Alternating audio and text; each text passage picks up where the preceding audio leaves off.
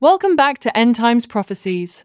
Today I will read Part 2 of Chapter 1, The Messages and Secret of Our Lady of La Salette, from the book Revelations, by Xavier Reyes-Ayral. It was already late morning. I told him to gather some flowers for the paradise. A paradise is a small stone construction. We set to work together. Soon we had a number of flowers of various colors. I could hear the village angelus ringing, for the weather was fine, and there wasn't a cloud in the sky. Having told the good Lord what we had learned, I said to Maximin that we ought to drive our cows onto a small plateau near the gully, where there would be stones to build the paradise. We drove our cows to the selected spot and then had a small meal. Then we started collecting stones to build our little house, which comprised of a so-called ground floor, which was where we were to live, and then a story above which was to be, as we called it, paradise. This story was decorated all over with different colored flowers, with garlands hanging from flower stalks. This paradise was covered by a single large stone, which we had strewn with flowers. We had also hung garlands all the way round. When we had finished, we sat and looked at the paradise. We began to feel sleepy, and having moved a couple of feet away, we went to sleep on the grass. When I woke up, I couldn't see the cows, so I called Maximin and climbed up the little mound. From there I could see our cows grazing peacefully, and I was on my way down with Maximin on his way up, when all of a sudden I saw a beautiful light shining more brightly than the sun. "Maximin, do you see what is over there? Oh, my God!" At the same moment, I dropped the stick I was holding. Something inconceivably fantastic passed through me in that moment, and I felt myself being drawn. I felt a great respect, full of love, and my heart beat faster. I kept my eyes firmly fixed on this light, which was static, and as if it had opened up, I caught sight of another, much more brilliant light which was moving. And in this light I saw a most beautiful lady sitting on top of our paradise, with her head in her hands. This beautiful lady stood up. She coolly crossed her arms while watching us, and said to us, "Come forth, my children. Do not be afraid. I am here to tell you great news. If my people does not want to submit, I am forced to let my son's arm go. It is so strong and so heavy that I can no longer sustain it. I have suffered so long for all of you. If I want my son not to abandon you, I am charged to pray to him unceasingly for all of you. You are indifferent to it, despite your prayers and your deeds.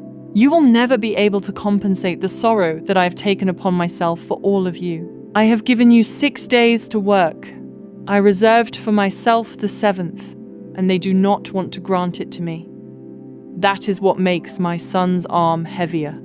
Likewise, those who drive the carts do not know how to swear without using my son's name. These are 2 things that make my son's arm ever so heavy. If the harvest goes bad, it's only because of you.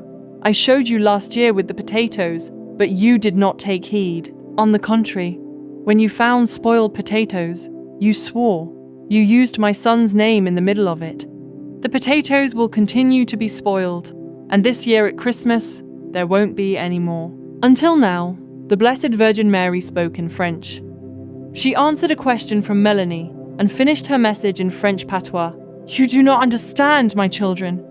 I shall tell you in another manner, that you will sow, the beasts will eat it, and what will come will fall into dust. Si la recolta se gasta. If you have wheat, you must not sow it. Everything when it will be harvested. A great famine will come.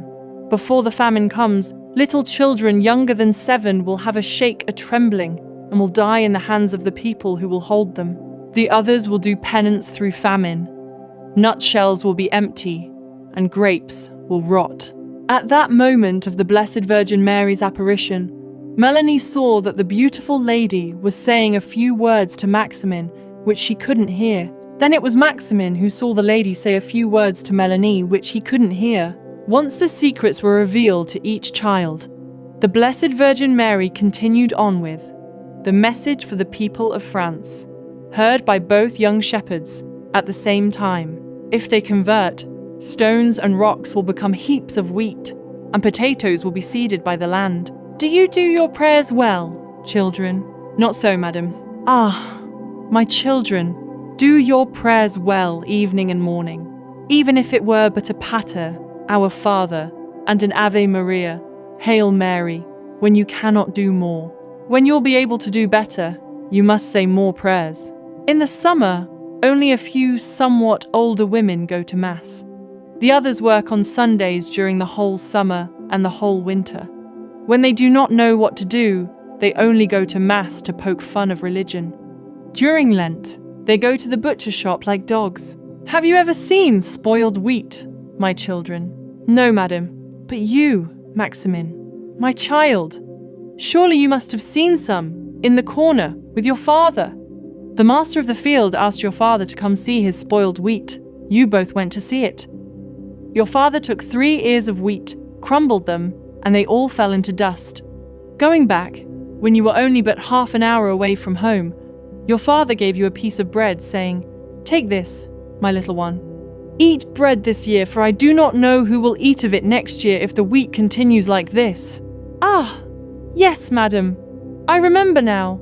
I did not remember earlier. Well, my children, you will pass it on my message to all my people. Go on, my children. Pass it on to all my people. Thank you for watching this video. If you enjoyed watching it, please like, share, and subscribe. God bless you and your family. See you again in my next reading video.